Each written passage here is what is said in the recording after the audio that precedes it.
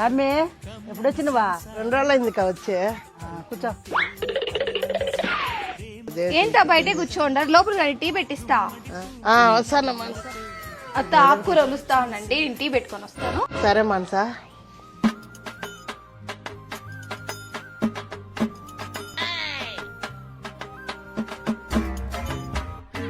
మానసా అత్త ఆకు వలవడం అయిపోయింది, తీసుకెళ్ళి.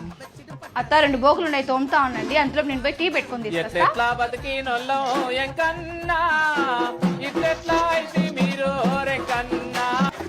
సరుకుడు ప్యాకెట్ ఆడుంతా కబోర్డ్ లో ఉంచమ్మా. అక్క నాకు టీ వద్దు ఏమొద్దు, నేను ఇంటికి వెళ్ళిపోతా అక్క. మా టీ పెడతానంట.